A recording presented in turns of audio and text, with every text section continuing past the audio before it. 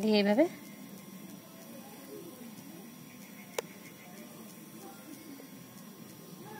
আমি রোল করে নেব। এটাতে জল দেওয়া আছে, চিটে যাবে। দেখুন এটা ভাজা হয়ে গেছে। দেখুন। নমস্কার বন্ধুরা, এসবি কুইক ব্লগে আপনাদের সবাইকে স্বাগত। আবারও হাজির হয়ে গেছে একটা নতুন রেসিপি নিয়ে। বর্ষা হচ্ছে, বিকেলবেলায় কিছু চায়ের সাথে নাস্তা বা টিফিন বানানোর জন্য হাজির হয়ে গেছি ছোট্ট মিনি সিঙ্গাড়াও বলতে পারেন। এটা বানানোও যেমন সহজ, খেতেও কিন্তু দুর্দান্ত লাগে। আশা করি ভিডিওটা আপনাদের সবার ভালো লাগবে। এলাচ, লবঙ্গ, দারচিনি, গোলমরিচ, গোটা ধনে, জিরে আর পানমৌরি, এটাকে আমি হালকা গরম করে নিয়েছি, গুঁড়ো করে নিচ্ছি। আমি এখানে 200 গ্রাম ময়দা নিয়েছি, দিয়ে দিচ্ছি কালো জিরে,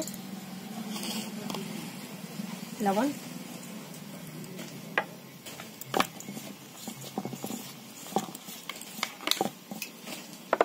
সাদা তেল। আপনারা চাইলে এখানে ঘি দিতে পারেন।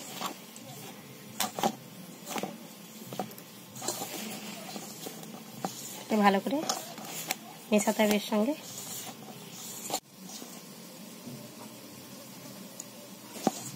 এইভাবে করে মাখলে সিঙ্গাড়াটা খাস্তা হবে। এটাকে আমি অল্প অল্প জল দিয়ে একটা শক্ত ডো তৈরি করব।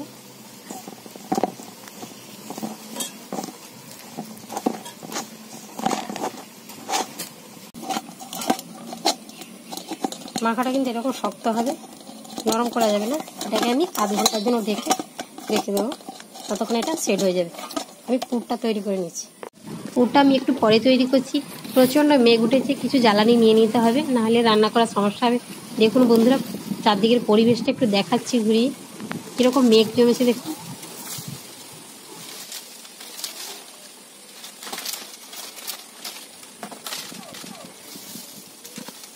খুব ঘন কালো হয়ে মেঘ হয়েছে, প্রচণ্ড বৃষ্টি হবে দেখে বোঝা যাচ্ছে।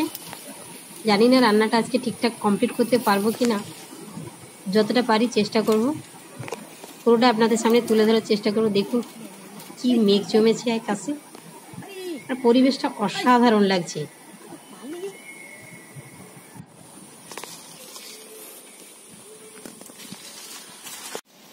চারটা আলুকে আমি সেদ্ধ করে নিচ্ছি, সেটাকে আমি গ্রেটারে গ্রেট করে নিচ্ছি। আপনারা চাইলে হাতে পেস্ট করে নিতে পারেন। একদম মিহি পেস্ট করতে হবে, কিন্তু দানা দানা থাকলে একদম ভালো লাগবে না। এটাকে আমি গ্রেটারে গ্রেট করে নিচ্ছি। পুরটা আমি তৈরি করে নিচ্ছি। দিচ্ছি আমি লবণ, লঙ্কার গুঁড়ি, যে মশলাটা তৈরি করে রেখেছিলাম সেটা দিয়ে দিলাম।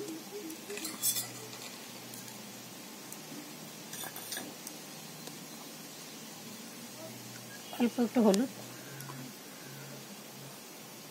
ধনেপাতা কুচি, কসুরি মেথি,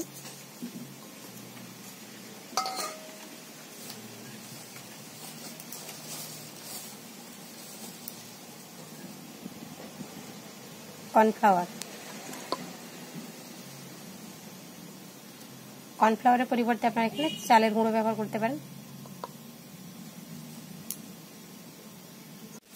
যেটাকে আমি ভালো করে মাখিয়ে নেব।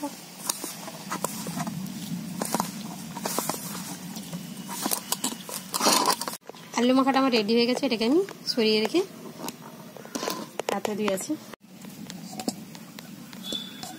ফিরে এলাম আধ ঘন্টা পরে।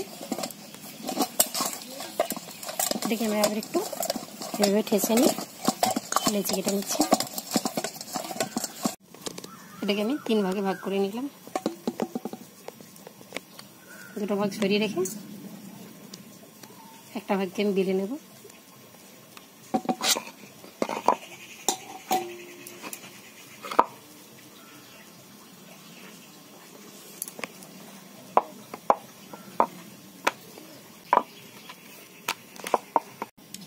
রুটিটাকে আমি বেলে নিয়েছি। এভাবে আমি একটা ঢাকনা দিয়ে বসিয়ে দিয়েছি মাঝখানে।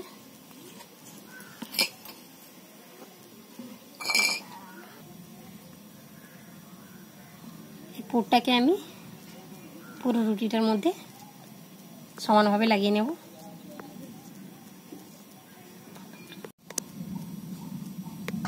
মাঝখান থেকে ঢাকনাটা আমি সরিয়ে নিয়েছি, পুরটা আমি দিয়ে দিয়েছি। মাঝখানটা এভাবে জল দিয়ে দেবো।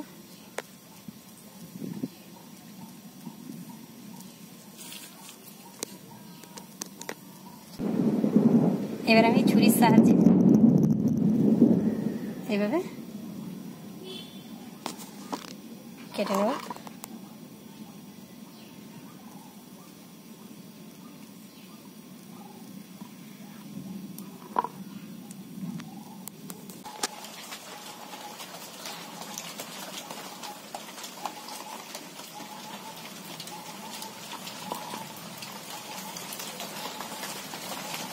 বাইরে বৃষ্টি এসে গেল, আমার কেটে নেওয়া হয়ে গেছে। এবার আমি একটা পাটকে এইভাবে তুলবো, এভাবে একটু টানতে হবে, দিয়ে এইভাবে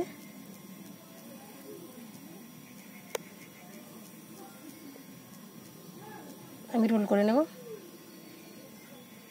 এটাতে জল দেওয়া আছে, চিটে যাবে, দেখুন।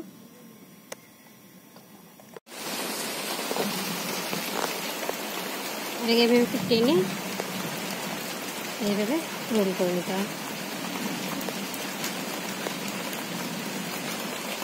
এই পাশটায় জল দেওয়া আছে, আটার মতো চিটে যাবে।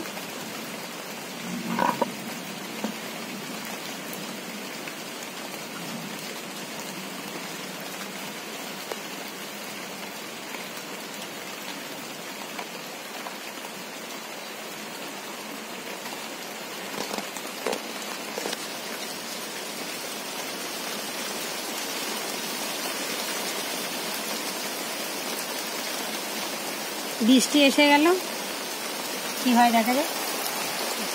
এটা কি হয়, ঠিক আছে।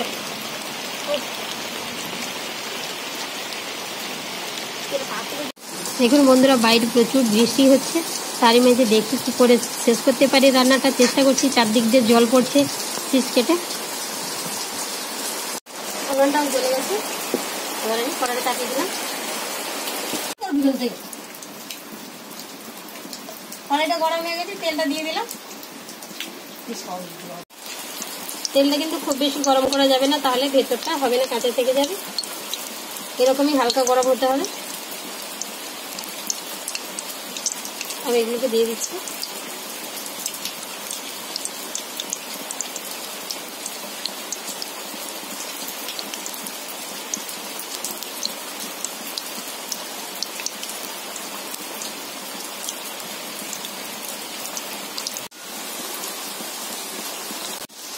এক পিঠ হয়ে গেছে, আমি উল্টে দিলাম।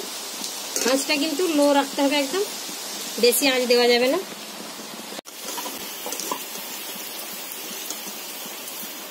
এটা ভাজা হয়ে গেছে, দেখুন।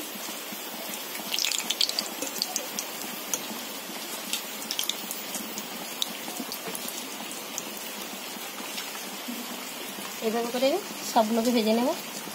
বাইরে প্রচুর বৃষ্টি হচ্ছে, কথাগুলো ঠিকঠাক করে শুনতে পাচ্ছেন কিনা জানি না। বৃষ্টির আওয়াজটা শুনেই বুঝতে পারছেন যে বাইরে প্রচুর পরিমাণে বৃষ্টি হচ্ছে। হয়ে গেছে, আমি এটাকে আবার উল্টে দিচ্ছি। একটা কথা মনে রাখতে হবে, আঁচটা কিন্তু একদম লো রাখতে হবে, বেশি হিট দেওয়া যাবে না।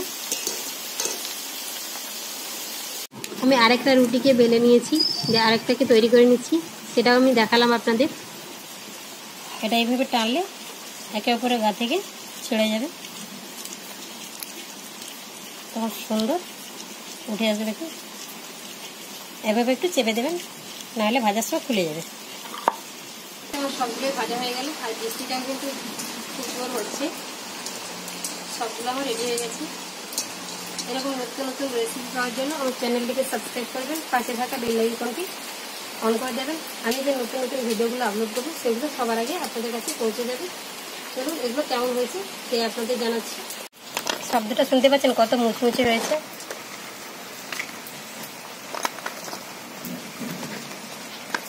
দেখতে দারুণ লাগছে, খেতেও নিশ্চয়ই দারুণ হবে।